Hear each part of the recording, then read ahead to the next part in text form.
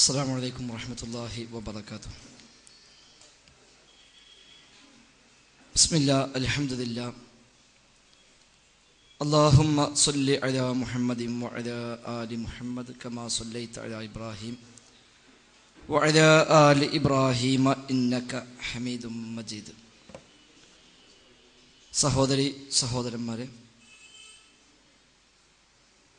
ജീവിതത്തിൻ്റെ എല്ലാ മേഖലയിലും റഹ്മാനായ റബ്ബിൻ്റെ വിധി വിലക്കുകൾ പരമാവധി പാലിക്കാൻ ശ്രമിച്ചുകൊണ്ട് മുത്തഖീങ്ങളായി ജീവിക്കണേ എന്ന് ഒരിക്കൽ കൂടെ ശ്രദ്ധയിൽപ്പെടുത്തുന്നു. ഇസ്ലാമിക പ്രമാണങ്ങളുടെ അജയ്യത ഇവിടെ വിശദീകരിക്കപ്പെട്ട് കഴിഞ്ഞു. ഇനി ആ പ്രമാണങ്ങളിൽ നിന്നുള്ള വ്യതിയാനങ്ങൾ, അതിൻ്റെ ഒരു ചരിത്രവും നാൾവഴിയും അതിലേക്ക് എത്തിപ്പെടാനുണ്ടായ സാഹചര്യങ്ങളും കേരളീയ പശ്ചാത്തലത്തിൽ അതെങ്ങനെയൊക്കെയാണ് സ്വാധീനം ചെലുത്തിയത് എന്നുമുള്ള ഒരു തലത്തിൽ നിന്നുകൊണ്ടാണ് ഇൻഷാ അല്ലാഹ് ഈ രണ്ടാമത്തെ സെഷനിൽ നാം ചർച്ച ചെയ്യുന്നത്. അള്ളാഹു അനുഗ്രഹിക്കുമാറാവട്ടെ. ഇവിടെ കഴിഞ്ഞ ക്ലാസ്സിൽ സൂചിപ്പിച്ചതുപോലെ വളരെ വ്യക്തവും ഒരു ആശങ്കക്കും വകയില്ലാത്തതുമായ കൃത്യമായ പ്രമാണങ്ങൾ മുസ്ലിം ഉമ്മത്തിന് ഉണ്ട്. മറ്റ് ഏത് സമൂഹത്തിനും ഇല്ലാത്തതും നമുക്ക് മാത്രമുള്ളതുമായ ഏറ്റവും വലിയ സവിശേഷതയും ആ പ്രമാണങ്ങൾ തന്നെയാണ്. പക്ഷെ എന്നിട്ടും മുസ്ലിം സമുദായത്തിൽ ധാരാളം പ്രശ്നങ്ങളും കക്ഷിത്വങ്ങളുമെല്ലാം ഉണ്ടായിക്കൊണ്ടേയിരിക്കുന്നു. എന്തുകൊണ്ട് എന്നതിൻ്റെ ഏറ്റവും പ്രധാനപ്പെട്ട മറുപടിയാണ് നമ്മുടെ ഈ രണ്ടാമത്തെ ക്ലാസ്സിൽ നമുക്ക് ചർച്ച ചെയ്യാനുള്ളത്. പ്രമാണങ്ങൾ കൈവശമുണ്ട്. ആ പ്രമാണങ്ങളെ തന്നെയാണ് എല്ലാ കക്ഷികളും പ്രമാണങ്ങളായി കാണുന്നത്. ഖുർആനും സുന്നത്തുമാണ് പ്രമാണം എന്ന് വാക്കാൽ അംഗീകരിക്കാത്ത കക്ഷികൾ ഇല്ല എന്ന് തന്നെ വേണമെങ്കിൽ പറയാം. ഒറ്റപ്പെട്ട ഏതെങ്കിലും ചില പാർട്ടികൾ, അതിൽ അഭിപ്രായ വ്യത്യാസമുള്ളവരുണ്ടാകാമെങ്കിലും മഹാഭൂരിപക്ഷം വരുന്ന മുസ്ലിം ഉമ്മത്തിലെ കക്ഷികളും അംഗീകരിക്കുന്നു പ്രമാണം ഖുർആനും സുന്നത്തുമാണ് എന്ന്. തൗഹീദും സുന്നത്തുമെല്ലാം കളഞ്ഞു കുളിച്ച സാക്ഷാൽ ഖുബൂരികൾ വരെ വാദപ്രതിവാദങ്ങളിൽ വ്യവസ്ഥകൾ തയ്യാറാക്കുമ്പോൾ പ്രമാണം എന്ത് എന്ന ചർച്ചയിൽ അധികമൊന്നും ചർച്ചകൾ ഉണ്ടാവേണ്ട ആവശ്യമുണ്ടാവാറില്ല. അവരും അംഗീകരിക്കുന്നു ഖുർആനും സ്വഹീഹായ സുന്നത്തുമാണ് പ്രമാണം എന്നത്. ജമാഅത്തെ ഇസ്ലാമി എന്ന രാഷ്ട്രീയക്കാരനും അതുപോലെ മറ്റു അവാന്തര വിഭാഗങ്ങളും അവരും തത്വത്തിൽ ഇത് സമ്മതിക്കുന്നു. പിന്നെ എങ്ങനെ ശബ്ദങ്ങൾ പല തരത്തിലായി മാറി, പിന്നെ എങ്ങനെ സ്വരം ഭിന്നിച്ചു, അവിടെയാണ് ആ വ്യതിയാനങ്ങളുടെ അടിസ്ഥാന കാരണവും ആ വ്യതിയാനങ്ങളുടെ ഒരു ചരിത്രത്തിൻ്റെ പഴക്കവുമൊക്കെ നമുക്ക് പരിശോധിക്കേണ്ടി വരുന്നത്. പരിശുദ്ധ ഇസ്ലാം രണ്ട് പ്രമാണങ്ങൾ കയ്യിൽ തന്ന് ഈ രണ്ട് പ്രമാണങ്ങൾ എങ്ങനെയെങ്കിലും നിങ്ങൾ സ്വീകരിച്ചു കൊള്ളുക എന്ന് പറഞ്ഞ് നമ്മെ ഏൽപ്പിക്കുകയല്ല ചെയ്തത്.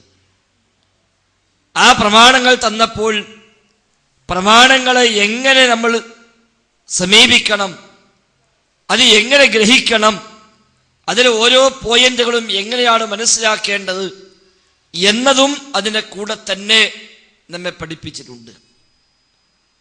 ആ കൃത്യമായ അളവുകോൽ ഉപയോഗിച്ച് പ്രമാണങ്ങൾ അളന്ന് തിട്ടപ്പെടുത്തി മനസ്സിലാക്കാൻ മുസ്ലിം ഉമ്മത്തിലെ പല വിഭാഗങ്ങളും സന്നദ്ധമായില്ല എന്നിടത്താണ് വ്യതിയാനങ്ങളുടെ ചരിത്രം ആരംഭിക്കുന്നത്. അല്ലാഹുവിന്റെ റസൂൽ സ്വല്ലല്ലാഹു അലൈഹി വസല്ലമ 23 കൊല്ലക്കാലത്തെ പ്രബോധന ജീവിതത്തിലൂടെ വളർത്തിയെടുത്ത സ്വഹാബ കിറാം, ആ സ്വഹാബത്തിനെ നമുക്ക് മാതൃകയായി തന്നുകൊണ്ടാണ് ഈ ലോകത്തുനിന്ന് പ്രവാചകർ വിടവാങ്ങുന്നത്. അന്ന് മുസ്ലിം ഉമ്മത്തിൽ കക്ഷിത്വമില്ല, വഴക്കില്ല. ആ സ്വഹാബത്ത് ഒരു കക്ഷിത്വത്തിനോ വഴക്കിനോ പിന്നീടും ഹേതുവായി നിന്നിട്ടില്ല. അവരാരും വ്യതിയാനം സംഭവിച്ചിട്ട് പോയിട്ടില്ല. ആദർശ വൈകല്യങ്ങൾ അവർക്ക് ഉണ്ടായിട്ടുമില്ല. സ്വഹാബിമാർ 100% നീതിമാന്മാരാണ്, വിശ്വസ്തരാണ്. പ്രമാണങ്ങളെ ശരിയാവണ്ണം ഗ്രഹിക്കുകയും ഉൾക്കൊള്ളുകയും ജീവിതത്തിൽ പാലിക്കുകയും അത് മറ്റുള്ളവർക്ക് മാതൃകയായി കാണിക്കുകയും ചെയ്ത തലമുറയാണ് സ്വഹാബത്ത് എന്ന തലമുറ. സ്വഹാബിയായ ഇബ്നു മസ്ഊദ് റളിയല്ലാഹു അൻഹു പറഞ്ഞതായി ഇമാം മുസ്ലിം ഉദ്ധരിക്കുന്ന ഹദീസിൽ കാണാം, മൻ കാന മിൻകും മുസ്തന്നൻ ഫൽയസ്തന്ന ബിമൻ ഖദ് മാത് ഉലൈക അസ്ഹാബു മുഹമ്മദിൻ സ്വല്ലല്ലാഹു അലൈഹി വസല്ലം. നിങ്ങൾ ആരെങ്കിലും ഒരു നടപടിക്രമത്തെ ചര്യയായി മാതൃകയായി സ്വീകരിക്കുന്നുവെങ്കിൽ സ്വഹാബിമാരുടെ മാതൃക അവൻ സ്വീകരിച്ചു കൊള്ളട്ടെ. കാരണം അബർറഹാദിഹിൽ ഉമ്മത്തി ഖുലൂബ, ഈ ഉമ്മത്തിലെ ഏറ്റവും വിശിഷ്ടമായ കൽബുകളുടെ ഉടമകളാണ് അവർ. ഏറ്റവും പുണ്യം നിറഞ്ഞ മനസ്സ് അവർക്കാണുള്ളത്. വഅഅ്മഖഹും ഇൽമ, ഏറ്റവും അഗാധമായ ജ്ഞാനമുള്ളവരും അവരാണ്. വഅഖല്ലഹും തകല്ലുഫ, ഈ ഉമ്മത്തിൽ നാട്യങ്ങൾ ഏറ്റവും കുറവുള്ളവർ സ്വഹാബിമാരാണ്. ഖൗമുൻ ഇഖ്താറഹുമുല്ലാഹു ലിസുഹ്ബത്തി നബിയ്യി, അല്ലാഹുവിന്റെ നബിയുടെ കൂടെ ജീവിക്കാൻ, നബിയുമായി സഹവസിക്കാൻ അല്ലാഹു തെരഞ്ഞെടുത്ത വിഭാഗമാകുന്നു അവർ. ഭൂമിശാസ്ത്രപരമായി നോക്കിയാൽ മക്ക എന്ന നാട് അത്ര വലിയ പ്രാധാന്യം കൽപ്പിക്കാവുന്ന ഒരു ചിത്രമല്ല ആ നാട്ടിൽ ഉള്ളത്. കുറെ കുന്നുകളും മലകളും തിങ്ങി നിൽക്കുന്ന, മര്യാദക്ക് ആളുകൾക്ക് ജീവിക്കാൻ പോലും പര്യാപ്തമല്ലാത്ത, ഭൂമിശാസ്ത്രപരമായി അത്തരം കിടപ്പുള്ള ഒരു പ്രദേശമാണല്ലോ അത്. ആ നാട്ടിൽ തന്നെ പ്രവാചകർ വന്നു, ആ നാട്ടിൽ തന്നെ കഅബാലയം സ്ഥാപിക്കപ്പെട്ടു. എന്തുകൊണ്ട് ആ നാട് അല്ലാഹു തിരഞ്ഞെടുത്തു?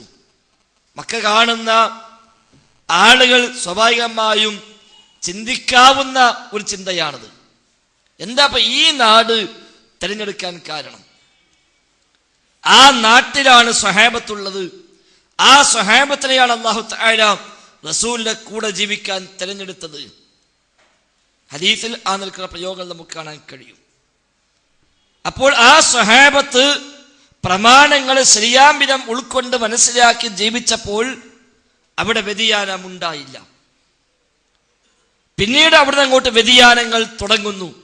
സ്വഹാബത്തിന്റെ കാലഘട്ടങ്ങളിൽ തന്നെ പിന്നീട് ഇസ്ലാമിൽ കടന്നു വന്ന ചില ആളുകളുടെ കരങ്ങളാൽ പ്രശ്നങ്ങളും വൈകല്യങ്ങളും ഉടലെടുക്കുന്നു. അന്ന് ഖുർആൻ കൈവശമില്ലാഞ്ഞിട്ടല്ല, ഹദീസുകൾ കൈവശമില്ലാഞ്ഞിട്ടല്ല, പ്രമാണങ്ങൾ അവിടെയുണ്ട്. എന്നിട്ടും ഷിയാക്കളും ഖവാരിജുകളും അടങ്ങുന്ന ആദ്യകാല കക്ഷികൾ രംഗത്ത് വന്നു. എന്തുകൊണ്ട്? ഖുർആൻ വേണ്ട എന്നല്ല ഷിയാക്കൾ വാദിച്ചത്, ഹദീസ് വേണ്ട എന്നല്ല ഷിയാക്കളും ഖവാരിജുകളും വാദിച്ചത്. മുഅ്തസിലിയാക്കളോ അതേപോലെ റാഫിലികളോ പിന്നീട് വന്ന ജഹ്മികളോ ജബരികളോ ജഅദികളോ ഹുലൂലികളോ അടക്കമുള്ള ആദ്യകാല കക്ഷികൾ അവരാരും ഇവയൊന്നും ഇത് രണ്ടും പ്രമാണമായി അംഗീകരിക്കാൻ പറ്റില്ല എന്നല്ല വാദിച്ചിരുന്നത്. ഖുർആന് വേണ്ട, ഹദീസ് വേണ്ട, സ്വീകാര്യമല്ല എന്ന് അവരാരും വാദിച്ചിട്ടില്ല. ഖുർആനിനെയും സുന്നത്തിനെയുമാണ് അവർ പ്രമാണമായി കണ്ടത്. പിന്നെ എന്തുകൊണ്ട് അവിടെ വ്യതിയാനമുണ്ടായി? പിന്നെ എന്തുകൊണ്ട് പുതിയ കക്ഷിത്വം ഉടലെടുത്തു? എന്തുകൊണ്ട് ഷിആയിസം ഉണ്ടായി? എന്തുകൊണ്ട് ഖവാരിജി എന്ന ഗ്രൂപ്പ് ഉണ്ടായി വന്നു? എന്തുകൊണ്ട് മുഅ്തസിലികൾ എന്ന് പറഞ്ഞ ടീം താബിഈയായ ഹസൻ ബസ്രിയുടെ സദസ്സിൽ നിന്ന് തെറ്റിപ്പിരിഞ്ഞ് വിഘടിച്ച് പുതിയ ഗ്രൂപ്പായി രംഗത്ത് വന്നു? പ്രമാണം പാടെ ഒഴിവാക്കിയതല്ല, മറിച്ച് ആ പ്രമാണങ്ങളെ സ്വഹാബത്ത് ഉൾക്കൊണ്ട് ജീവിതത്തിൽ പകർത്തിയപ്പോൾ അവർക്ക് വ്യതിയാനം സംഭവിച്ചില്ലെങ്കിൽ ആ സ്വഹാബത്ത് എങ്ങനെയാണോ ഉൾക്കൊള്ളുകയും പ്രാവർത്തികമാക്കുകയും ചെയ്തത്, ആ രീതിയിൽ നിന്ന് വഴിമാറി പുതിയ ചില രീതികൾ അവരായി ഉണ്ടാക്കിയെടുത്തു.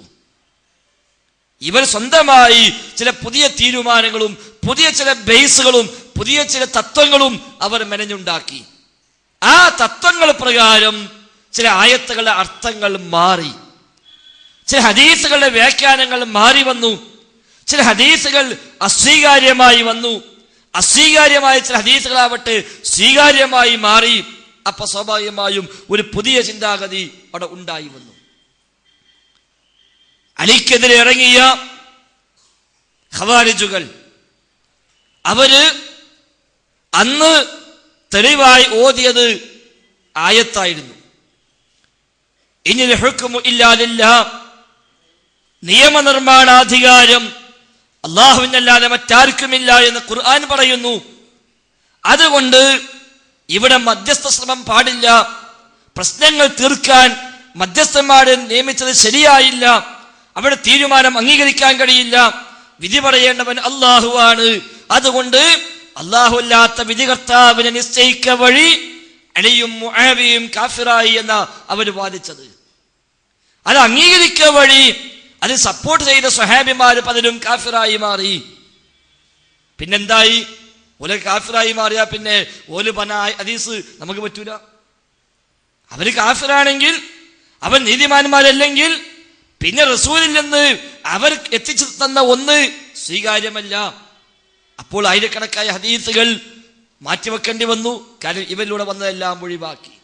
ആയത്താ ഓതിയത് ഇനിൽ ഹുക്മു ഇല്ലാ ലില്ലാഹ്, ഹുക്മ് അല്ലാഹുവിനല്ലാതെ ഇല്ല, വിധി പറയാനുള്ള അവകാശം റബ്ബിന് മാത്രമേ ഉള്ളൂ. അല്ലാതെ എങ്ങനെയാണ് അംർ ഇബ്നു ആസ് വിധി പറയുക? എങ്ങനെയാണ് അലിയും മുആവിയയും മധ്യസ്ഥന്മാരെ വെക്കുക? അത് സ്വീകാര്യമല്ല. അന്ന് അലി റളിയല്ലാഹു അൻഹു പറഞ്ഞ മറുപടിയുണ്ട്, കലിമത്തു ഹഖ്ഖിൻ ഉരീദ ബിഹൽ ബാത്തിൽ.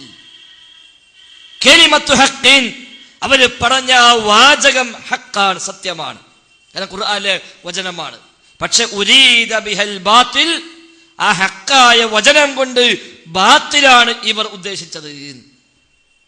പറഞ്ഞ വാക്ക് ഹക്കാണ്, പക്ഷെ അവരുടെ ഉദ്ദേശം ഹക്കല്ല. അവർ ദുരുദ്ദേശപരമായി ഈ വാചകത്തെ അവർ ദുരുപയോഗം ചെയ്തു. അതുകൊണ്ടാണ് ഈ പ്രശ്നം വന്നത്. വ്യതിയാനങ്ങളുടെ തുടക്കം അവിടെയാണ്. ഷിയാക്കൾക്കും സംഭവിച്ചത് തന്നെയാണ്. പ്രവാചകർക്ക് ശേഷം ഖലീഫയായി വരേണ്ടത് അലിയായിട്ടും ആ അലിയിനെ തന്ത്രത്തിൽ ഒഴിവാക്കി ഖിലാഫത്ത് ഏറ്റെടുത്തു അബൂബക്കർ സിദ്ദീഖും ഉമർ ഖത്താബും. അതുകൊണ്ട് പ്രവാചകന്റെ വസിയത്ത് നടപ്പാക്കിയില്ല, വഞ്ചന കാണിച്ചു. അതിനാൽ അവർ രണ്ടുപേരും കാഫിറായി മാറി. പിന്നീട് ഉമർ ഖത്താബ് ആദ്യം തന്നെ വസിയത്ത് ചെയ്ത് വെച്ചിട്ട് ഉസ്മാൻ അഫ്ഫാൻ കേറാളെ ഏർപ്പാട് ചെയ്തു വെച്ച് പോയി എന്ന് അവർ വ്യാജമായി ആരോപിച്ചു. അതുകൊണ്ട് അദ്ദേഹം കാഫിറായി. അത് അംഗീകരിച്ച സ്വഹാബിമാർ ആരെ കണ്ടു? അവരും കാഫിറായി. അവസാനം ഷിയാക്കൾ പറഞ്ഞൊരു 5-8 പേരുണ്ട് സ്വഹാബത്തിൽ, ഒഴിച്ച് ബാക്കി എല്ലാവരും ഔട്ടായി. അപ്പൊ ഇവരിൽ നിന്ന് കിട്ടിയ ഹദീസ് എടുക്കുള്ളൂ, മറ്റെടുക്കാൻ പറ്റൂല. കാരണം അവർ പ്രവാചകനെ പേരിൽ കളവ് പറഞ്ഞവരാണ്, പ്രവാചകന്റെ വസിയ്യത്തിനെ മാറ്റിമറിച്ചവരാണ്, ഗൂഢാലോചന നടത്തിയവരാണ്. അതുകൊണ്ട് അവരുടെ കിട്ടിയ ഹദീസുകൾ വിശ്വാസയോഗ്യമല്ല. ഫലമെന്തായി? ഒരു പുതിയ കക്ഷി രംഗത്ത് വന്നു. ശേഷം വന്ന ഏതു പാർട്ടിയെ പരിശോധിച്ചാലും ഈ ഒരു ശൈലിയാണ് നമുക്കിവിടെ കാണാൻ കഴിയുന്നത്. മുഅ്തസിലിയാക്കളാണ് പിന്നെ വന്ന പ്രധാനപ്പെട്ട ഒരു വ്യതിയാന പാർട്ടികൾ. താബിഈയായ ഹസൻ ബസ്രി റഹിമഹുല്ലാഹ് 500ഓളം സഹാബിമാരെ കണ്ട് അവരിൽ നിന്ന് ദീനു പഠിച്ച ആളാ ഹസൻ ബസ്രി. 500ഓളം സഹാബിമാർ, റിപ്പോർട്ടിൽ 400ഓളം സഹാബിമാർ, അല്ലാഹു അഅലം. അവരെ കണ്ട് അവരിൽ നിന്ന് ദീനു പഠിച്ച മഹാനായ പണ്ഡിത പ്രമുഖനാണ് ഹസൻ ബസ്രി റഹിമഹുല്ലാഹ്. ഖുർആൻ വ്യാഖ്യാതാക്കളിൽ പ്രമുഖനാണ് അദ്ദേഹം. അദ്ദേഹത്തിന്റെ ശിഷ്യനാണ് വാസിൽ ഇബ്നു അത്വാ. നിങ്ങൾ എഴുതി വെക്കണം, അല്ലെങ്കിൽ മൊബൈലെങ്കിലും റെക്കോർഡ് ചെയ്യണം. വൈകുന്നേരം വരെ 5 ക്ലാസ് ഉണ്ട്. ഈ 5 ക്ലാസ്സും കാണാൻ പഠിക്കാൻ മാത്രമുള്ള തലേന്ന് ഇപ്പം നമുക്കാർക്കും ഉണ്ടാവില്ല. അപ്പം ഇങ്ങനത്തെ സെമിനാറൊക്കെ വരുമ്പോൾ എഴുതാനുള്ള സംവിധാനം എന്തെങ്കിലുമൊക്കെ കാണുന്നത് നല്ലതാണ്. ഉണ്ടല്ലേ, കൊടുത്തിട്ടുണ്ട്. അപ്പം ഉണ്ടെങ്കിൽ എഴുതിയേക്കാം, കീശിടാനുള്ളതല്ല. അപ്പൊ താബിഈയായ ഹസൻ ബസ്രിയുടെ സദസ്സിൽ നിന്ന് ശിഷ്യനായി വന്ന ആളാണ് വാസിൽ ഇബ്നു അത്വാ. പിന്നീട് ആ വാസിലിന് പുതിയ ചില ചിന്താഗതികൾ കയറി തുടങ്ങ. ഹസൻ ബസ്രി മൂപ്പര ആളത്ര ശരിയല്ല എന്നൊരു തോന്നൽ വരിക. പിന്നെ അങ്ങനെ പിന്നെ ചോദ്യങ്ങൾ ചോദിക്കാൻ തുടങ്ങി. ആദ്യം അറിയാൻ വേണ്ടി ചോദിച്ചു, പഠിക്കാൻ വേണ്ടി ചോദിച്ചു. പിന്നെ ഉസ്താദിനെ പഠിപ്പിക്കാൻ വേണ്ടി ചോദിക്കാൻ തുടങ്ങി. അത്രയുമായപ്പോൾ ഇയാൾക്ക് ചില പോരായ്മകൾ ഉണ്ടെന്ന് മനസ്സിലായി. ചില പുതിയ വാദങ്ങൾ ഇയാൾ കൊണ്ടുവന്നു. അങ്ങനെ ഹസൻ ബസ്രിയുടെ രീതി ശരിയായ രീതിയല്ല, അദ്ദേഹത്തിന്റെ വിശ്വാസം ശരിയല്ല, അഖീദ ശരിയല്ല എന്ന് പറഞ്ഞ് വാസിലും കുറച്ച് ആളുകളും അവിടുന്ന് മാറി നിൽക്കുക, ഇറങ്ങിപ്പോവുക. അപ്പുറത്ത് വേറെ റിബൽ ക്ലാസ് ഉണ്ടാക്കുക. അന്ന് ഹസൻ ബസ്രി പറഞ്ഞ വാക്കാണ് ഇന്ന വാസിൽ ഖദ് അസലന. തീർച്ചയായും വാസിൽ നമ്മളെ വെടിഞ്ഞിരിക്കുന്നു. അസലന, നമ്മളെ വെടിഞ്ഞു. നമ്മളെ വെടിഞ്ഞു പറഞ്ഞാല് അഹ്ലുസുന്നയെ വെടിഞ്ഞു. അതിൽ നിന്നാണ് മുഅ്തസിലി എന്ന വാക്കുണ്ടായത്. അസല, വെടിഞ്ഞു, വിട്ടുപോയി. അതിൽ നിന്നാണ് പിന്നീട് ആ പേര് അവർക്ക് സിദ്ധിച്ചത് മുഅ്തസിലി, അഹ്ലുസുന്നയിൽ നിന്ന് വേറിട്ട് പോയവൻ. ആ മുഅ്തസിലിയാക്കൾ ഒരു കാലത്തും ഖുർആനും ഹദീസും പ്രമാണമല്ല എന്ന് പറഞ്ഞിട്ടില്ല, ഇപ്പോഴും പറഞ്ഞിട്ടില്ല. ഖുർആനും സുന്നത്തും തന്നെയാണ് പ്രമാണം. പക്ഷേ ആ പ്രമാണങ്ങളെ എങ്ങനെയാണോ സ്വഹാബത്ത് സമീപിച്ചത്, എങ്ങനെയാണോ സമീപിക്കാൻ നിർദ്ദേശിക്കപ്പെട്ടത്, ആ രൂപത്തിൽ അവർ സമീപിച്ചില്ല. അവരുടെ ബുദ്ധിക്കാണ് അവർ മുൻതൂക്കം നൽകിയത്. പ്രമാണങ്ങളെക്കാൾ ബുദ്ധിക്ക് സ്ഥാനം നൽകി. ആ ബുദ്ധി വെച്ച് നോക്കിയപ്പോൾ ചില ആയത്തും ചില ഹദീസൊക്കെ പ്രശ്നമാണ്. അപ്പൊ എന്താ ചെയ്യാ? ആയത്തും ഹദീസും പ്രശ്നം ഉണ്ടാകാൻ പറ്റൂലല്ലോ. എങ്കിൽ പ്രശ്നമില്ലാത്ത കോലത്തിന് വല്ല വ്യാഖ്യാനം കൊടുക്കാൻ പറ്റുമോ നോക്കി. അങ്ങനെയാണ് രാത്രിയുടെ 1/3 അള്ളാഹു 1-ാം ആകാശത്തേക്ക് ഇറങ്ങും എന്ന ഹദീസ് കണ്ടപ്പോൾ അത് പറയാൻ പറ്റൂതല്ലോ. അള്ളാഹു ഇറങ്ങും എന്ന് പറഞ്ഞാൽ സൃഷ്ടികളോട് റബ്ബെ തുല്യപ്പെടുത്തലായില്ലേ? അത് ശിർക്കായി മാറില്ലേ? കുഫറായി മാറില്ലേ? അതുകൊണ്ട് അള്ളാഹു ഇറങ്ങും എന്ന് പറയാൻ പറ്റൂല എന്ന ഹദീസിൽ കാണുന്നു യൻസിൽ റബ്ബുന, റബ്ബ് ഇറങ്ങും. അപ്പൊ ഓല ബുദ്ധി വർക്ക് ചെയ്തു. അങ്ങനെ അവസാനം ഒരു കണ്ടെത്തി അള്ളാഹു ഇറങ്ങും എന്ന് പറഞ്ഞാൽ അതൊരു ആലങ്കാരിക പ്രയോഗം. അള്ളാഹു ഇറങ്ങും എന്നല്ല ഉദ്ദേശിക്കപ്പെട്ടത്. അള്ളാഹുവിന്റെ റഹ്മത്ത് ഇറങ്ങുമെന്നാണ്, അല്ലെങ്കിൽ അള്ളാഹിന്റെ മലക്കൾ ഇറങ്ങുമെന്നാണ്, അള്ളാഹിന്റെ കൽപ്പന ഇറങ്ങുമെന്നാണ്, അല്ലാതെ അള്ളാഹു ഇറങ്ങും എന്നല്ല എന്ന് വ്യാഖ്യാനം പറഞ്ഞിട്ട് സമാധാനിച്ചു അവർ. യദുല്ലാ, അള്ളാഹുവിന്റെ യദ്, അള്ളാഹുവിന്റെ കൈ. അതും അവർക്ക് ആശങ്കയായി. അതെങ്ങനെ പറയാം? അള്ളാഹുവിനെ കുറിച്ച് യദ് എന്ന് പറയാൻ പറ്റുമോ? പക്ഷെ ഖുർആനിൽ ഒരുപാട് സ്ഥലത്ത് പറഞ്ഞു യദ്, ഹദീസിൽ ധാരാളം സ്ഥലത്ത് വന്നു യദ് എന്ന പ്രയോഗം. എങ്കിൽ എന്ത് ചെയ്യും?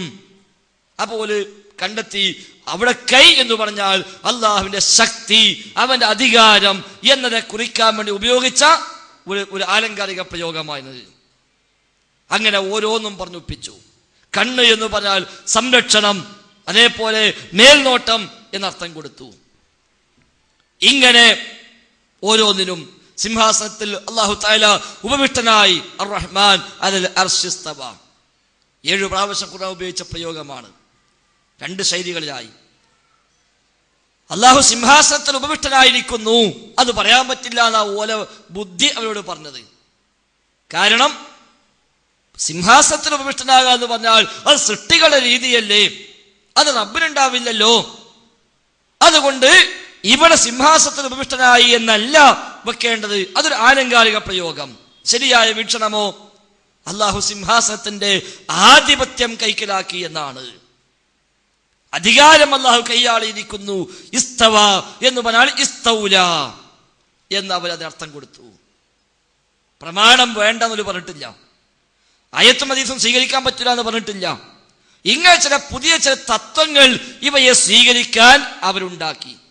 ആ തത്വങ്ങൾ പ്രമാണങ്ങളിലേക്ക് പ്രയോഗിച്ചു. അങ്ങനെ പ്രയോഗിച്ചപ്പോൾ ചില ആയത്തുകൾ ദുർവ്യാഖ്യാനിച്ചു, ചില ഹദീസുകൾ ദുർവ്യാഖ്യാനിച്ചു.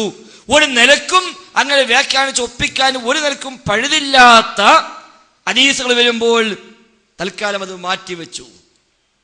എങ്ങനെയും വ്യാഖ്യാനിക്കാൻ കഴിയുന്നില്ല എങ്കിൽ തൽക്കാലം മാറ്റിവെക്കുക എന്ന നയത്തിലേക്ക് അവർ എത്തിപ്പെട്ടു. ആ മുഅ്തസിലിയാക്കളുടെ പിന്മുറക്കാരായി രംഗത്ത് വന്നവരാണ് പിന്നീട് അശ്അരികൾ, അശാഇറ എന്നറിയപ്പെടുന്ന അശ്അരികൾ. അബുൽ ഹസൻ അശ്അരിയുടെ അനുയായികളായി അറിയപ്പെടുന്നു അവർ. അബുൽ ഹസൻ അശ്അരി ജീവിതത്തിലെ മുക്കാൽ ഭാഗം മുഅ്തസിലിയാണ്. അദ്ദേഹത്തിന്റെ പിതാവ് അദ്ദേഹത്തിന്റെ ചെറുപ്പകാലത്ത് തന്നെ വഫാത്തായി. പിന്നീട് ഉമ്മയെ വിവാഹം കഴിച്ചത് അന്നത്തെ മുഅ്തസിലിയാക്കളുടെ ഏറ്റവും വലിയ നേതാവായിരുന്ന ജുബായി എന്ന് പറയുന്ന അവിടെ ഏറ്റവും വലിയ പണ്ഡിതൻ. അയാളാണ് പിന്നീട് ഇദ്ദേഹത്തിന്റെ ഉമ്മയെ വിവാഹം കഴിച്ചത്. അന്ന് ഇദ്ദേഹം ചെറിയ കുട്ടിയാണ്. അതുകൊണ്ട് സ്വാഭാവികമായിട്ടും ഉമ്മയെ കെട്ടിച്ചയച്ചപ്പോ ഉമ്മാന്റെ കൂടെ ഈ കുട്ടിയും പോയി. ചെന്നുപെട്ടത് മുഅ്തസിലിയാക്കളുടെ തറവാട്ടിൽ. പഠിച്ചത് അവിടെ ഉസ്താദുമാരുടെ കീഴിൽ, വായിച്ചത് അവിടെ കിതാബുകൾ, കേട്ടത് അവിടെ ഖുത്ബകൾ, ദർസുകൾ. സ്വാഭാവികമായും അറിയാതെ അദ്ദേഹം ഒരു മുഅ്തസിലിയായി മാറുകയാണ് ചെയ്തത്. അങ്ങനെ മുഅ്തസിലിയായി മാറി എന്ന് മാത്രമല്ല, മുഅ്തസിലിയാക്കൾക്ക് വേണ്ടി വാദിക്കുകയും അവർക്ക് വേണ്ടി കിതാബ് എഴുതുകയും അഹ്ലുസുന്നയുടെ പണ്ഡിതന്മാരുമായി വാദപ്രതിവാദങ്ങൾ നടത്തുകയും ഖണ്ഡനങ്ങൾ ഏർപ്പെടുകയും ചെയ്തുകൊണ്ട് അതിശക്തമായി മുഅ്തസിലിയാക്കൾക്ക് നേതൃത്വം നൽകിയ ആളാ അബുൽ ഹസൻ അശ്അരി. പിന്നീടാണ് അദ്ദേഹത്തിന് ചില ആയത്തുകളും ഹദീസുകളും ഈ പറഞ്ഞ കോലത്തിൽ എങ്ങനെയും വ്യാഖ്യാനിച്ച് ഒപ്പിക്കാൻ കഴിയുന്നില്ല, തള്ളാൻ മനസ്സ് സമ്മതിക്കുന്നില്ല. എങ്കിൽ എന്താണ് ഇതിന്റെ വസ്തുത എന്ന് അന്വേഷിക്കണമല്ലോ. അങ്ങനെ അന്വേഷിച്ചിറങ്ങിയപ്പോൾ അദ്ദേഹത്തിന് മനസ്സിലായി, എനിക്ക് എവിടേക്കോ ചില അപാകതകൾ സംഭവിച്ചിട്ടുണ്ട്, എവിടെയോ ചില പോരായ്മകൾ സംഭവിച്ചിട്ടുണ്ട്. അത് പഠിക്കാനിറങ്ങി. അദ്ദേഹം പഠിച്ചപ്പോൾ അദ്ദേഹത്തിന് മനസ്സിലായി, മുഅ്തസിലി ചിന്താഗതി അല്ല ശരിയായ പ്രമാണം മുമ്പോട്ട് വെക്കുന്ന ശൈലി. അങ്ങനെ അദ്ദേഹം അതിൽ നിന്ന് മാറിയിട്ട് അഹ്ലുസുന്നയ്ക്ക് വന്നില്ല. അഹ്ലുസുന്നയുടെയും ഇത്തിസാദിന്റെയും ഇടക്കുള്ള ഒരു ടീമിൽ പോയിട്ട് കുറച്ചു കാലം കഴിച്ചു കൂട്ടി. മുഅ്തസിലിയാക്കൾ തള്ളിയ ചില ഹദീസ് കൂടി അവർ കൊള്ളുന്നുണ്ട്. എന്നാൽ അഹ്ലുസുന്ന പറയുന്ന ആ തരത്തിലേക്ക് 100% പറയുന്നുമില്ല. കുല്ലാബികൾ എന്ന് വിളിക്കപ്പെടുന്ന കക്ഷികൾ അതിൽപ്പെട്ട് കുറച്ചു കാലം. അവിടെയും മനസ്സംതൃപ്തിയായില്ല. പല ചോദ്യങ്ങൾക്കും മറുപടി പറയാൻ കഴിയുന്നില്ല. അങ്ങനെയാണ് കൂടുതൽ പഠിക്കുകയും പിന്നീട് വഫാത്തിന്റെ അല്പകാലം മുമ്പായി അഹ്ലുസുന്നയിലേക്ക് മടങ്ങുകയും ചെയ്തത്.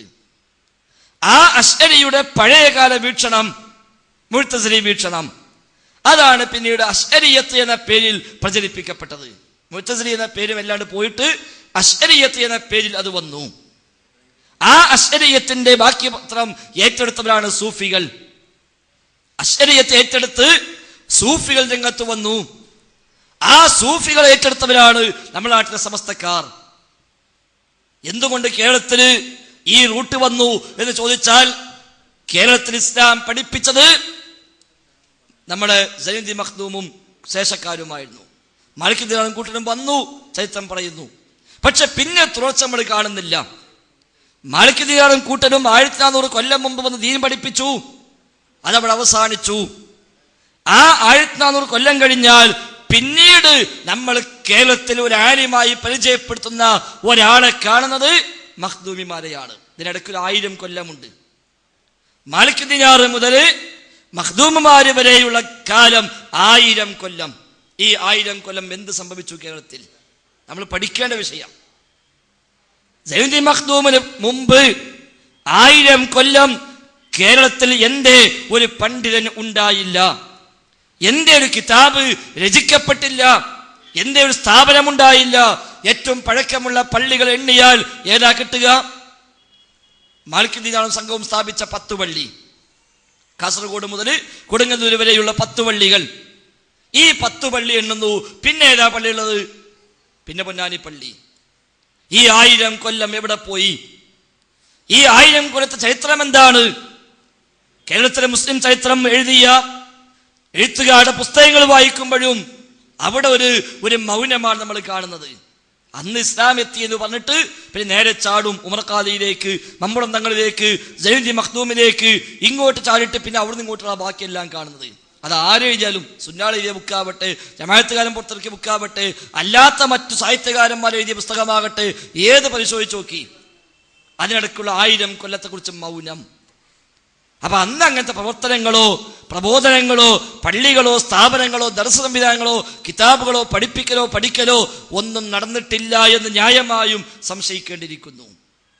പിന്നീട് വന്നു മഖ്ദൂമിമാർ. വന്നത് എവിടുന്ന? യമനിൽ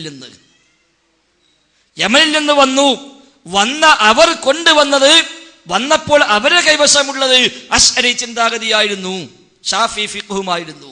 അതുകൊണ്ട് കേരളക്കാർ ഷാഫികളായി മാറി. കേരളക്കാർ മുഴുവല്ല, ഇവിടെ ഈ സ്വാധീനമുള്ള പ്രദേശങ്ങളിൽ, മലബാർ പ്രദേശങ്ങളിൽ, പല ഭാഗത്തേക്കും തെക്കൻ ഭാഗത്തേക്ക് പോയാലോ അവിടെ ഹനഫിയും ചിന്താഗതിയാണ്. മാലിക്കിദ്ദീനും കൂട്ടനും വന്നപ്പോൾ സൈനുദ്ദീൻ മഖ്ദൂമും ശേഷക്കാരും വന്നപ്പോൾ അവരെ കൈവശമുള്ളത് ഷാഫി ഫിഖ്ഹാണ്, അശ്അരി അഖീദയാണ്. അതുകൊണ്ട് ഇവിടെ ആയിപ്പോയിന്നേ ഉള്ളൂ. പിന്നെ വന്നതൊക്കെ ആ സൈസ് തന്നെ. വന്നത് അധികവും യമന്നാ വന്നത്. മമ്പുറം തങ്ങന്മാർ യമന്നാ പോകുന്നത്, പാണക്കാട് തങ്ങന്മാർ യമന്നാ പോകുന്നത്. ഒക്കെ വന്നപ്പോൾ ഇത് രണ്ട് കൈവശമുള്ളത്, ഷാഫി ഫിഖ്ഹ്, അശ്അരി അഖീദ. ഇത് രണ്ടുമായി വന്നവരൊക്കെ വന്നത്. ശംസുൽ മൈക്കബൂക്കൽ മുസ്ലിയാർ അദ്ദേഹത്തിന്റെ പിതാമഹൻ യമനിൽ പോകുന്ന ആളെന്നാണ് പറയുന്നത്. ഒക്കെ യമനിൽ വന്നവരാ. അന്ന് യമനുമായി വലിയ കച്ചവട ബന്ധം ഇന്ത്യക്കും കേരളത്തിലും ഉണ്ടായിരുന്നു. അപ്പൊ യമനിൽ നിന്ന് ധാരാളം പണ്ഡിതന്മാര് വന്നു. ആ വന്നവരെല്ലാം കൈവശം അന്ന് സൂക്ഷിച്ചത് അശ്അരി അഖീദ, ഷാഫി ഫിഖ്ഹ്. അതുമായി ഇവിടെ വന്നു, അതിവിടെ പ്രചരിപ്പിക്കപ്പെട്ടു. ഇവിടുത്തെ ദർസുകളെല്ലാം ആ ശൈലിയിലായി, ഇവിടുത്തെ പള്ളികൾ ആ രൂപത്തിലായി, സ്ഥാപനങ്ങൾ അങ്ങനെയായി മാറി. അതിന് മുമ്പ് സ്ഥാപനമില്ലല്ലോ. ഇവിടെ ആകെ പഴക്കുള്ള സ്ഥാപനം നമ്മളെ കേരളത്തിലെ ഏതാ ഒരു പട്ടിക്കാടോ ആ നിൽക്കുന്ന സ്ഥാപനത്തിലെ പറയാനുള്ളത്. പള്ളി ദർസാണെങ്കിൽ മഖ്ദൂമിമാർ മുതലാണ് പള്ളി ദർസിന്റെ ചരിത്രം അവർ തന്നെയും എഴുതി വെച്ചത്. പൊന്നാനിയിലെ മഖ്ദൂമിമാർ അവരാണ് അവിടെ ദർസ് ആരംഭിച്ചത്. അവിടെ നിന്ന് ഇങ്ങോട്ട് അവരുടെ ദർസ് സംവിധാനം കേരളത്തിലുണ്ടായത്. അതിനു മുമ്പ് ഒരു സ്ഥാപനം കേരളത്തിലുണ്ടായിട്ടില്ല. എവിടെ ആർക്കെങ്കിലും ഏതെങ്കിലും ടീമിന്, അത് ടീം ഗ്രൂപ്പില്ലല്ലോ, മുസ്ലിമീങ്ങൾക്ക് എന്തെങ്കിലും ഒരു സ്ഥാപനം ഉണ്ടായില്ല. യഥാർത്ഥത്തിൽ മാലിക് ദിനാർ വന്ന് പഠിപ്പിച്ച അവിടെ ഇങ്ങോട്ട് ആ തുടർച്ച പോന്നിരുന്നുവെങ്കിൽ യമനിനേക്കാൾ ഈജിപ്തിനേക്കാളെല്ലാം ഒരു വേള ഇസ്ലാമിക ചരിത്രത്തിൽ ഏറ്റവും തിളങ്ങി നിൽക്കുന്ന പ്രദേശമായി മാറാൻ അന്ന് കേരളത്തിൽ സാഹചര്യം ഉണ്ടായിരുന്നു. മാലിക് ദിനാർ കൂട്ടം വന്നപ്പോൾ ഇരു കൈയും നീട്ടി സ്വീകരിക്കപ്പെട്ടുവെന്നാണല്ലോ ചരിത്രത്തിലൂടെ നമ്മൾ കാണുന്നത്. അല്ലാഹു അഅലം. എങ്കിൽ കെയ്റോ യൂണിവേഴ്സിറ്റി പോലെയുള്ള വലിയ വലിയ സർവകലാശാലകൾ, അതിനേക്കാളും തലയെടുപ്പുള്ള സർവകലാശാലകളും ലോകാടിസ്ഥാനത്തിൽ തന്നെ പണ്ഡിതന്മാർ ഇൽമ് തേടി വരുന്ന കേന്ദ്രമായി കേരളം മാറേണ്ടതായിരുന്നു. പക്ഷെ അതുണ്ടായില്ല. അപ്പൊ അന്നത്തെ അഴിമത്ത് നടന്നു, കുറച്ചാൾ ഇസ്ലാം സ്വീകരിച്ചു, അതങ്ങനാണ്ട് കെട്ടടങ്ങി എന്നാണ് മനസ്സിലാകുന്നത്. പിന്നെ ഈ വന്നവരാണ് പിന്നെ ദീൻ പഠിപ്പിക്കുന്നത്. അവർ പഠിപ്പിച്ച ദീനോ അശ്അരി അഖീദയും ഷാഫി ഫിഖ്ഹുമാണ്. അതാണ് പ്രചരിപ്പിക്കപ്പെട്ടു പോകുന്നത്. അല്ലാത്ത കൃത്യമായ പ്രമാണങ്ങളെ 100% അതിന്റെ സ്രോതസ്സിൽ നിന്ന് ശരിയായ രൂപത്തിൽ സമീപിച്ച് പഠിക്കുകയും പഠിപ്പിക്കുകയും ചെയ്യുന്ന സംവിധാനം കേരളക്കരയിൽ ഉണ്ടായില്ല എന്നർത്ഥം. ആ തുടർച്ചയാണ് നമ്മുടെ നാട്ടിലെ സമസ്ത എന്ന പേരിൽ പിന്നീട് വന്നത്. അവിടെ നിൽക്കട്ടെ. അപ്പൊ ഒരു ഭാഗം അങ്ങനെ പോയി. പ്രമാണങ്ങളെ ഈ രൂപത്തിലുള്ള സ്വാർത്ഥതയ്ക്ക് വേണ്ടി തങ്ങളുടെ ബുദ്ധിക്കൊപ്പിച്ച് വ്യാഖ്യാനിച്ചും അല്ലാതെയുമെല്ലാമായി തങ്ങളുടെ താല്പര്യങ്ങൾക്ക് വേണ്ടി അതിനെ വഴിമാറ്റിക്കൊണ്ടുപോയപ്പോൾ അത് പിന്നീട് തസവുഫായും ത്വരീഖത്തായും ഒക്കെ വന്നു. അതാണ് ഈ വഴിക്ക് പോകുന്നത്. മറ്റൊന്ന് അത് നിഷേധത്തിന്റെ വഴിയിലേക്ക് പോയി. തസവുഫ് പരിധി വിട്ട ആത്മീയതയായി മാറിയെങ്കിൽ മറ്റൊന്ന് നിഷേധഭാവത്തിലേക്ക് പോയി. മുഅ്തസിലികളെ പറ്റി സൂചിപ്പിച്ചുവല്ലോ. തങ്ങളുടെ ബുദ്ധിക്ക് ഉൾക്കൊള്ളാൻ പറ്റാത്തതെല്ലാം തള്ളിക്കളയുന്ന, ദുർവ്യാഖ്യാനിച്ചൊപ്പിക്കുന്ന, അങ്ങനെ ബുദ്ധിക്ക് പ്രമാണങ്ങളെക്കാൾ സ്ഥാനം നൽകുന്ന പ്രവണത ലോകത്തെമ്പാടും ഉണ്ടായി. അങ്ങനെയാണ് ഖുർആനെതിരായ ഹദീസ് എടുക്കാൻ പറ്റൂല, ബുദ്ധിക്കെതിരായ ഹദീസ് എടുക്കാൻ പറ്റൂല എന്നൊക്കെ പറഞ്ഞത്. റഊഫ് നബി വിശദീകരിച്ചു അങ്ങനെ ഉണ്ടാകുമോ ഇല്ലേ എന്നത്. ശൈഖുൽ ഇസ്ലാം ഇബ്നു തൈമിയ്യ റഹിമഹുല്ലാ ബൃഹത്തായ ഗ്രന്ഥം രചിച്ചു, ദർഉ തആറുദുൽ അഖ്ലി വൻ നഖൽ. ബുദ്ധിയും പ്രമാണവും വിരുദ്ധമാവുക ഇല്ല എന്ന് സ്ഥാപിച്ചുകൊണ്ട് വാള്യങ്ങളുള്ള ബൃഹത്തായ കിതാബ് ശൈഖുൽ ഇസ്ലാം ഇബ്നു തൈമിയ്യ രചിച്ചു. എന്താ അദ്ദേഹം ഇത് പഠിപ്പിച്ചത്? ഒരിക്കലും ബുദ്ധിയും പ്രമാണവും എതിരാകുന്ന പ്രശ്നമല്ല. ശരിയായ ബുദ്ധിയാണോ സ്വഹിയായ പ്രമാണങ്ങളോട് യോജിക്കുന്നില്ലേ അവന്റെ ബുദ്ധിക്ക് തകരാറുണ്ട് എന്നവർ പഠിപ്പിച്ചു. എന്തേ അത് പഠിപ്പിക്കാൻ കാരണം? ആ പ്രവണത ലോകത്തുണ്ടായത് കൊണ്ട്. അത് ലോകത്ത് പല ഭാഗത്തും പ്രചരിച്ചു. അത് പല തലങ്ങളിലായി പല രൂപങ്ങളിലായി പ്രചരിപ്പിക്കപ്പെട്ടു. തഫ്സീർ ഗ്രന്ഥങ്ങൾ ആ രൂപത്തിൽ രചിക്കപ്പെട്ടു. തഫ്സീർ റാസിയെ പോലുള്ള തഫ്സീറുകളൊക്കെ ആ രംഗത്ത് പ്രധാനമാണ്. അവരൊക്കെ ആ ചില സ്വാധീനങ്ങൾ, ഫിലോസഫിയുടെ, ഗ്രീക്ക് തത്വചിന്തയുടെ സ്വാധീനങ്ങൾ മുസ്ലിമീങ്ങളിൽ കയറി വന്നു. അങ്ങനെ പ്രമാണങ്ങളെക്കാൾ അപ്പുറത്ത് ബുദ്ധിക്ക് അപ്രമാദിത്വം കൽപ്പിച്ചു. ബുദ്ധിയോട് യോജിക്കുമെങ്കിൽ എടുക്കും, അല്ലെങ്കിൽ തൽക്കാലം മാറ്റിവെക്കും. അങ്ങനെയാണ് സിഹറും കണ്ണൂറും തുടങ്ങിയ പല വിഷയങ്ങളും ഉൾക്കൊള്ളാനാവുന്നില്ല എന്ന ന്യായം പറഞ്ഞ് ആ കാലഘട്ടങ്ങളിൽ തള്ളാൻ തുടങ്ങിയത്. ഇബ്നു ഖയ്യിം റഹിമഹുല്ലാഹ് തന്റെ സാദുൽ മആദിൽ സിഹറുമായി ബന്ധപ്പെട്ട് സംസാരിച്ചപ്പോൾ അദ്ദേഹം പറഞ്ഞു, അള്ളാഹുവിന്റെ റസൂലിന് സിഹർ ചെയ്യപ്പെട്ട സമയങ്ങളിൽ ആദ്യകാലത്ത് സിഹറാണോ അല്ലേ എന്ന് റസൂലിന് മനസ്സിലായിട്ടുണ്ടായിരുന്നില്ല. മറ്റു ചില അസുഖമായിരിക്കാമെന്ന് നബി ചിന്തിച്ചു. അങ്ങനെ അള്ളാഹുവിന്റെ റസൂൽ സ്വല്ലല്ലാഹു അലൈഹി വസല്ലമ അതിനുവേണ്ടി ചില പ്രതിവിധികൾ അന്ന് സ്വീകരിച്ചു. ഉദാഹരണമായി ഹിജാമ, കൊമ്പ് വെക്കൽ എന്ന ചികിത്സാ രീതിയും പ്രവാചകർ ആദ്യം പരീക്ഷിച്ചു നോക്കി. പക്ഷേ ശമനമില്ല. പിന്നീട് മലക്കുകൾ വന്ന് അറിയിച്ചു കൊടുത്തു, ഇത് സിഹറാണ്, ഉറവിടം എങ്ങനെയാണ്, അത് കണ്ടെത്തി നശിപ്പിക്കാൻ നിർദ്ദേശം നൽകി, നശിപ്പിച്ചു, അത് സുഖമായി. അത് പറയുമ്പോൾ ഇബ്നു ഖയ്യിം റഹിമഹുല്ലാഹ് സാദുൽ മആദിൽ രേഖപ്പെടുത്തി വെച്ചു. എന്നാൽ ചില വലിയ ബുദ്ധിമാന്മാരായി രംഗത്ത് വരുന്ന വിവരമില്ലാത്ത ആളുകൾ, ചില ജാഹിലികൾ, അവർ ചോദിക്കുന്നു, സിഹറും കൊമ്പുവെക്കലും എന്ത് ബന്ധമാണുള്ളത് എന്നവർ ചോദിക്കും. എന്നാൽ ഇബ്നു സീന അഥവാ അബിസന്ന അവരൊക്കെ ആ രീതി പറഞ്ഞിരുന്നുവെങ്കിൽ ഇവരെന്നോ അത് സമ്മതിക്കുകയും ചെയ്യുമായിരുന്നു. ഇബ്നു സീന പറഞ്ഞിട്ടുണ്ട്, ഇതിന് പറ്റിയ ചികിത്സ കൊമ്പുവെക്കലാണ് എന്ന് എവിടെയെങ്കിലും വായിച്ചാൽ ഒരു സമ്മതിക്കും. റസൂൽ ഇങ്ങനെ പറഞ്ഞു ഞാൻ സ്വീകരിക്കൂല എന്ന് 600-700 കൊല്ലം മുമ്പ് ഇബ്നു ഖയ്യിം റഹിമഹുല്ലാഹ് സാദുൽ മആദിൽ രേഖപ്പെടുത്തി വെച്ചത് കാണാൻ കഴിയും. അപ്പോൾ ആ പ്രവണത അവിടെ മുതൽ തുറന്നു പോന്നു. അങ്ങനെ തങ്ങൾക്ക് യോജിക്കാൻ കഴിയാത്ത എല്ലാം ഒഴിവാക്കി വിടുക. അത് ലോകാടിസ്ഥാനത്തിൽ പല സ്ഥലത്തും അതിന്റെ സ്വാധീനങ്ങൾ ഉണ്ടായി. റഷീദ് റിളയും അതേപോലുള്ള ആളുകൾക്ക് ചില സ്വാധീനങ്ങൾ അതിനെതിരെ ഉണ്ടായി. റഷീദ് റിള പിന്നീട് പശ്ചാത്തലത്തിൽ തൗബ ചെയ്തു മടങ്ങി എന്നാണ് അദ്ദേഹത്തിന്റെ ചരിത്രങ്ങളിൽ പറയപ്പെടുന്നത്. അല്ലാഹു അഅലം. ആ സ്വാധീനങ്ങൾ പല സ്ഥലത്തും പ്രചരിച്ചു, വ്യാപിച്ചു. അത് നമ്മുടെ കേരളക്കരയിൽ ചിലർക്കുണ്ടായി. അതാണ് CN അഹമ്മദ് മൗലവി ആ റൂട്ടിലൂടെ പോയത്. അല്ല, വെറുതെ ഉണ്ടായൊരു വെളിപാടല്ല അതൊന്നും. ഗ്രന്ഥങ്ങൾ വായിക്കുമ്പോൾ, പുസ്തകങ്ങൾ പരതുമ്പോൾ അതിനും ഒരു മുൻഗണനാക്രമം അഹ്ലുസുന്നയുടെ പണ്ഡിതന്മാർ നിശ്ചയിച്ചിട്ടുണ്ട്. ദീന് പഠിക്കാൻ മുന്നോട്ട് വരുന്ന വിദ്യാർത്ഥി ആദ്യം വായിക്കേണ്ട പുസ്തകങ്ങൾ ഏത്, രണ്ടാമത് വായിക്കേണ്ട പുസ്തകങ്ങൾ ഏത്, മൂന്നാമത് വായിക്കേണ്ട പുസ്തകങ്ങൾ ഏത്, എല്ലാ ഗ്രന്ഥവും വായിക്കാവുന്ന നിലവാരം എപ്പോഴാ എത്തുക എന്നൊക്കെ അഹ്ലുസുന്നയ്ക്ക് കൃത്യമായ റൂട്ടുണ്ട്. ആ റൂട്ട് വിട്ട ചില ആളുകൾ ഏതും പോയി വായിക്കാൻ തുടങ്ങി. അപ്പോൾ സ്വാഭാവികമായും പലതും സ്വാധീനിച്ചു. CN അഹമ്മദ് മൗലവിക്ക് അതാ സംഭവിച്ചത്. അങ്ങനെയാണ് മുഅ്ജിസത്തിനെ ബുദ്ധി വെച്ച് അളന്നിട്ട് ഒരു നിലക്കും അദ്ദേഹത്തെ ഉൾക്കൊള്ളാൻ കഴിയാത്തത് കൊണ്ട് തള്ളിവിട്ടു. മൂസാ നബി സ്വല്ലല്ലാഹു അലൈഹി വസല്ലം വടി കൊണ്ടടിച്ച് കടൽ പിളർന്ന് വഴിയുണ്ടായി കടന്നുപോയി എന്ന ആയത്തിന് അദ്ദേഹം പറഞ്ഞു, മൂസാ നബിക്ക് ഈജിപ്ത് നല്ല പരിചയമുള്ള ആളാണ്, അതുകൊണ്ട് അദ്ദേഹത്തിന് അറിയാം എവിടെയാണ് ആഴം കുറവ്, എവിടെയാ ആഴം കൂടുതൽ. അത് അറിയാവുന്ന മൂസാ നബി തന്റെ വടി കൊണ്ട് ആഴം കുറഞ്ഞ ഭാഗത്ത് കുത്തി നോക്കിയിട്ട് അതിലൂടെ മെല്ലാണ് കടന്നുപോയതാണ്, അല്ലാതെ അടിച്ച് രണ്ട് പേർപ്പായി മാറി വഴി ഉണ്ടായതൊന്നുമല്ല. പക്ഷെ ആ ബുദ്ധിയിൽ തിരിച്ചു തോന്നിയില്ല. മൂസാ നബിക്ക് ഈജിപ്ത് പരിചയം ഉണ്ടെങ്കിൽ ഫിർഔനും പരിചയം കമ്മില്ലല്ലോ, ഫിർഔനും പരിചയം കുറവൊന്നുമില്ല. എന്നാൽ ആഴം കുറഞ്ഞ ഭാഗത്തൂടെ മൂസാ നബി പോകുമ്പോ ഫിർഔന് ബാക്കിൽ വന്നാൽ അപ്പങ്ങനെ ആഴം കൂടുക.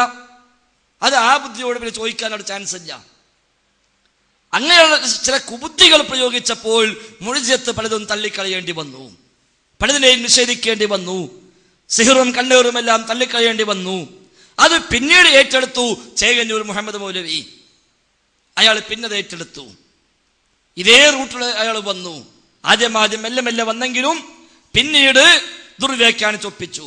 അദ്ദേഹം ഖുർആൻ വേണ്ടെന്ന് പറഞ്ഞിട്ടില്ല, സുന്നത്ത് വേണ്ടാന്ന് പ്രത്യക്ഷത്തിൽ പറഞ്ഞിട്ടില്ല, ചെയ്ത് അതാണെങ്കിലും. സൊസൈറ്റി ഉണ്ടാക്കിയ പേരിട്ടത് എന്താ? ഖുർആൻ സുന്നത്ത് സൊസൈറ്റിയിലാണ്. അത് മൂപ്പരവാദം ഖുർആൻ തന്നെയാണ് സുന്നത്ത്, വേറെ സുന്നത്ത് ഇനി വേണ്ടാന്നാ. ഖുർആൻ തന്നെയാണ് ഹദീസ്. കാരണം അല്ലാഹ് പറഞ്ഞിട്ടുണ്ട്, ഫബി അയ്യി ഹദീസിൻ ബഅദഹു യുഅ്മിനൂൻ. ഫബി അയ്യി ഹദീസിൻ, ഏത് ഹദീസിലാണ് ബഅദഹു ഈ ഖുർആന് ശേഷം യുഅ്മിനൂൻ ഒരു വിശ്വസിക്കുന്നത്. അപ്പൊ ഖുർആൻ അല്ലാത്ത എന്ത് ഹദീസാണ് വിശ്വസിക്കാനുള്ളത്? അപ്പൊ ഖുർആൻ തന്നെയാണ് ഹദീസ്, അതന്നെ സുന്നത്ത്. അതാണ് ഖുർആൻ സുന്നത്ത് സൊസൈറ്റി. ഖുർആനും സുന്നത്തുമല്ല, ഖുർആനാകുന്ന സുന്നത്ത് അത് സ്വീകരിക്കുന്ന സൊസൈറ്റി. ആ പേരിടാൻ കാരണം മറ്റൊന്നുമല്ല, സുന്നത്തിനെതിരാന്ന് പെട്ടെന്ന് തോന്നാൻ പാടില്ലല്ലോ. അതുകൊണ്ട് അല്ലെങ്കിൽ മുപ്പത് ഖുർആൻ സൊസൈറ്റി ഇട്ടാൽ മതിയല്ലോ. അപ്പൊ സുന്നത്ത് വേണ്ടെന്ന് പറയാൻ ധൈര്യം വരുന്നില്ല. അതുകൊണ്ട് അങ്ങനത്തെ വളഞ്ഞ വഴി സ്വീകരിച്ചു എന്ന് മാത്രം. അങ്ങനെ ആയത്ത് അദ്ദേഹം വ്യാഖ്യാനിച്ചു. 3 വക്ത് നിസ്കരിച്ചാൽ മതി എന്ന് ആയത്ത് ഓതിയിട്ട് അയാൾ പറഞ്ഞു. നോമ്പ് 3 ദിവസം നോറ്റാൽ മതി. കാരണം അയ്യാമം മഅദൂദാത്ത്, എണ്ണപ്പെട്ട ദിവസങ്ങൾ എന്നാ ഖുർആൻ പറയുന്നത്. അയ്യാം, ദിവസങ്ങൾ. അറബി ഭാഷ പ്രകാരം ദിവസങ്ങൾ എന്ന് പറയാൻ മിനിമം 3 മതി. യൗമുൻ, ഒരു ദിവസം. യൗമാനി, 2 ദിവസം. അയ്യാം, ദിവസങ്ങൾ. 3 മുതൽ എത്രയുമാകാം.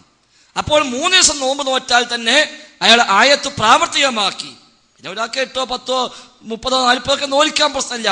പക്ഷെ 3 ദിവസം നോറ്റാൽ തന്നെ ആയത്ത് പ്രാവർത്തികമാക്കി. ഫർള് അത്രയേ ഉള്ളൂ എന്നാ മൂപ്പര് വാദിച്ചത്. അപ്പൊ കുറെ ആൾ ഒപ്പം കൂടി കൊടുത്തു. പക്ഷെ തൊട്ടടുത്ത ആയത്തിന്റെ ബാക്കി ഭാഗം എന്താ? ഫമൻ ശഹിദ മിൻകുമുശ് ശഹ്റ ഫല്യസുംഹു. ഈ മാസത്തിൽ നിങ്ങളിൽ ആരെങ്കിലും സന്നിഹിതനായാൽ ആ മാസത്തെ അവൻ നോമ്പനുഷ്ഠിക്കട്ടെ. അങ്ങനെ മൂപ്പര് തല പോയില്ല.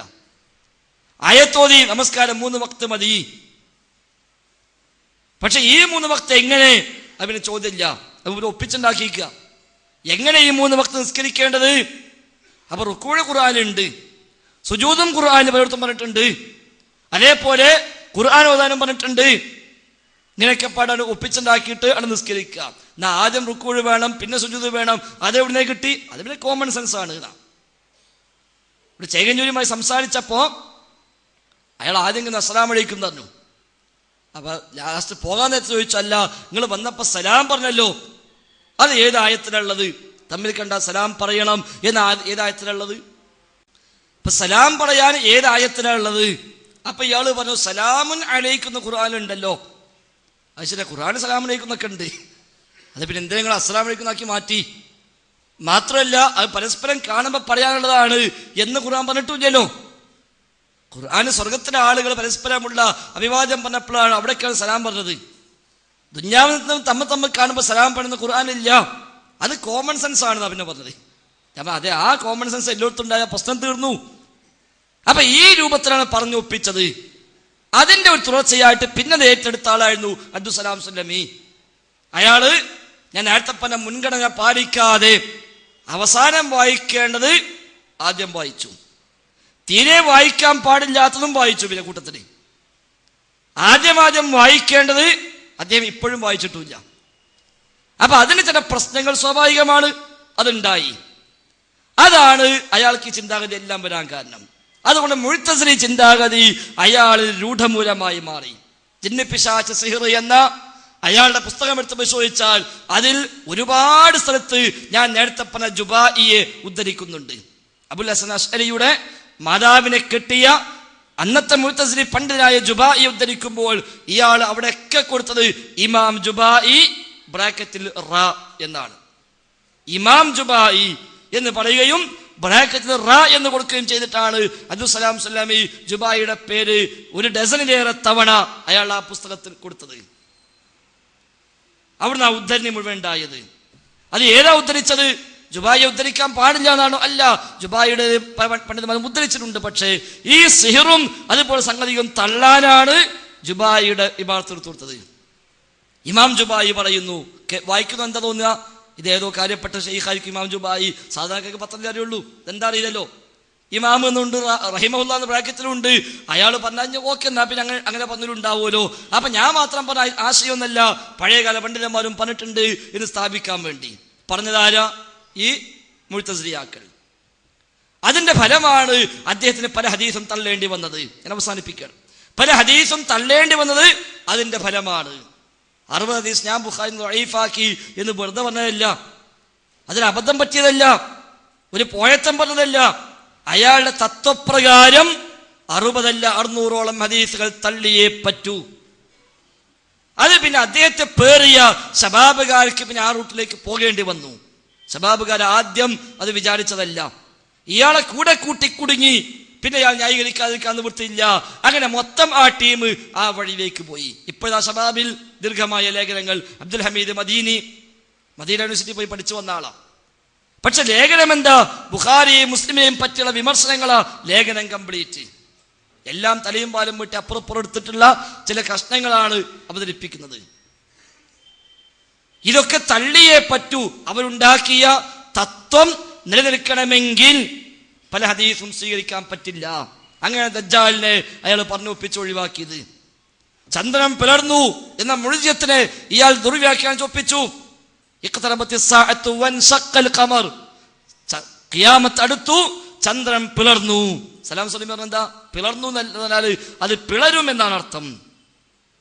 ചന്ദ്രൻ പിളർന്നു എന്ന് പ്രയോഗിച്ചാൽ പിളരും എന്ന അർത്ഥം. അത് ഖിയാമത്തിന്റെ അക്കാലത്ത് സംഭവിക്കാനുള്ളതാണ്. തെളിവെന്താ? ഖുർആനിൽ ഖിയാമത്തിനെ പറ്റി പറഞ്ഞു. അള്ളാഹുവിന്റെ കൽപ്പന വന്നു. വന്നു എന്ന് പറഞ്ഞാൽ വരുന്ന, വന്നിട്ടില്ലല്ലോ എന്നതുപോലെ പ്രയോഗമാണ്. പിളർന്നിട്ടില്ല, പിളരുമെന്നാ പറഞ്ഞത്. ഇങ്ങനെ പറഞ്ഞു ഒപ്പിച്ചു. ദജ്ജാൽ നിഷേധിച്ചു, മഹദിയെ നിഷേധിച്ചു. ഇതുപോലെ പല സംഗതികളെയും തള്ളി. ഖബർ ശിക്ഷയെ തള്ളി, ഖബർ ശിക്ഷയെ തള്ളി. ചേകന്നൂരും തള്ളി. ലോകപ്രമർദ്ദൻ എന്ന ചേകന്നൂര് പറഞ്ഞത്. സിഹറിന്റെ ഹദീസ് അബൂ ഹുറൈറ ഉണ്ടാക്കിയ പൊട്ടൻ കഥ എന്ന് ചേകന്നൂർ എഴുതി. ആ പദമില്ലെങ്കിലും സമാനമായ ആശയം ഇയാളും എഴുതി. എല്ലാം തള്ളേണ്ടി വന്നു. അവസാനം അവരുമായി കൂട്ടുപിടിച്ചപ്പോൾ നമ്മുടെ നേതാക്കന്മാരായിരുന്ന ആളുകൾക്കും അതേ ഗതി വന്നു. ഓലെ പിന്നാലെ കൂടി അവർക്കുമായി അവിഹിത ബന്ധങ്ങൾ സ്ഥാപിച്ചപ്പോൾ തീർച്ചയായും ആ വഴിയിലേക്ക് പോകേണ്ടി വന്നു. അങ്ങനെയാണ് സമ്മേളന സുവനീറിൽ പല ഹദീസിനെയും പുച്ഛിച്ച് തള്ളിയത്. വൈകുന്നേരമായാൽ പിശാചിന്റെ വ്യാപനമുണ്ട്, ജിന്നുകളുടെ വ്യാപനമുണ്ട് എന്ന ലോകത്ത് തർക്കമില്ലാതെ അംഗീകരിക്കപ്പെട്ടു പോന്ന ഇമാം ബുഖാരി അടക്കമുള്ള ഉദ്ധരിച്ച ഹദീസിനെ പൊട്ടൻ കഥ എന്ന ശൈലിയിൽ സുവനീറിൽ പരിചയപ്പെടുത്തി. മൗലവി തട്ടിവിട്ടു എന്നാണ് സുവനീറിൽ എഴുതിയത്. അതുപോലെ പല ഹദീസുകളെയും പലതിനെയും പരിഹസിച്ചു. സംഗീതത്തെ നിഷേധിക്കുന്ന, പാടില്ലെന്ന് പറയുന്ന ഹദീസുകൾ മുഴുവൻ ഒഴിവാക്കി വിട്ടിട്ട് സംഗീതം അനുവദിച്ചു അബ്ദുസ്സലാം സുല്ലമി. എന്ന് മാത്രമല്ല, സ്വഹാബിമാരെ വീട്ടിൽ അതിഥികൾ വന്നാൽ ഹാർമോണിയം കൊണ്ട് പാട്ടുപാടി സ്വീകരിക്കുമായിരുന്നുവെന്ന് വരെ അബ്ദുസ്സലാം സുല്ലമിയും അബ്ദുൽ ഹമീദ് മദീനിയും ഒക്കെ എഴുതി പിടിപ്പിച്ചു. ബുഖാരി എന്ന് ബ്രാക്കറ്റിൽ കൊടുക്കുകയും ചെയ്തു. സ്വഹാബിമാരെ വീട്ടിക്ക് വിരുന്നേരം വന്നാൽ ഹാർമോണിയം കൊണ്ട് പാട്ടുപായിട്ടാ സ്വീകരിക്കരുത് എന്നാണ് ബുഖാരിയിലുണ്ട് എന്ന് പറഞ്ഞ് എഴുതി വെച്ചത് അബ്ദുൽ ഹമീദ് മദീനി. താടി സുന്നത്ത് ഇല്ല എന്ന് പറയാൻ 45 ഹദീസ് ഉണ്ട് എന്ന് എഴുതി വെച്ചു. സുന്നത്ത് ഇല്ല എന്ന് പറയാൻ ഹദീസ് ഉണ്ടാവുമോ? അതാലോചിച്ചാ പോലെ. അപ്പൊ ഇങ്ങനെ തങ്ങൾ ഉണ്ടാക്കിയ ഒരു പുതിയ അസുല്, ഒരു പുതിയ ബേസ്, ആ ബേസ് പ്രകാരം മുന്നോട്ട് പോകുമ്പോൾ തീർച്ചയായും കുറെ സൈഡൊക്കെ ചെത്തി ഒഴിവാക്കിയെങ്കിലേ ആ തറയിൽ പടുത്തുയർത്താൻ പറ്റുള്ളൂ. അവിടെയാണ് വ്യതിയാനങ്ങൾ വരുന്നത്. അതുകൊണ്ടാണ് നാം സലഫി മൻഹജ് എന്ന് ഇത്ര കണിശമായി വാശി പിടിക്കാൻ കാരണം. അവസാനിപ്പിക്കാം, തന്ന സമയം കഴിഞ്ഞു. 12:20 എനിക്കുള്ള ടൈം. സലഫി മൻഹജ്, സലഫിയത്ത് എന്ന് ഇത്ര കണിശമായി പറയാൻ ആ മൻഹജ് എപ്പ വിട്ടോ അപ്പ തെറ്റും. സ്വഹാബത്ത് എങ്ങനെയാണോ പ്രമാണം ഉൾക്കൊണ്ടത്, അവരിൽ നിന്ന് പഠിച്ച താബിഴുകൾ എങ്ങനെയാണോ മനസ്സിലാക്കിയത്, ആ താബിഴീങ്ങളിൽ നിന്ന് താബിഴുകൾ എങ്ങനെയാണോ കൈമാറി സ്വീകരിച്ചത്, ആ റൂട്ടിലൂടെ സ്വീകരിക്കുന്നില്ലേ ആരായാലും തെറ്റും. അതുകൊണ്ട് ആ വ്യതിയാനങ്ങൾ കേരളത്തിലെ സാഹിത്യത്തിൽ മാത്രമുണ്ടായ ചെറിയ ചില പോരായ്മകളോ വൈകല്യങ്ങളോ ഏതെങ്കിലും ഒരാൾക്ക് പറ്റിയ അബദ്ധമോ അല്ല. മറിച്ച് ഷിയാക്കളും മുഅ്തസിലികളും ഖവാരിജുകളും തുടങ്ങി വെച്ച ആ വ്യതിയാനങ്ങളുടെ തനി ആവർത്തനം തന്നെയാണ് പരിഹാര മാർഗമോ. ശരിയായ റൂട്ടിലൂടെ ശരിയായ പ്രമാണങ്ങളെ ശരിയായ നിലക്ക് സമീപിക്കുന്നത് മാത്രമാണ് പരിഹാരം എന്ന് നാം തിരിച്ചറിയുക, അതിലേക്ക് മടങ്ങുക, അത് പ്രചരിപ്പിക്കുക. അള്ളാഹു അനുഗ്രഹിക്കുമാറാവട്ടെ. വആഖിറു ദഅ്വാനാ അൽഹംദുലില്ലാഹി റബ്ബിൽ ആലമീൻ. അസ്സലാമു അലൈക്കും വറഹ്മത്തുള്ളാഹി വബറകാതുഹു.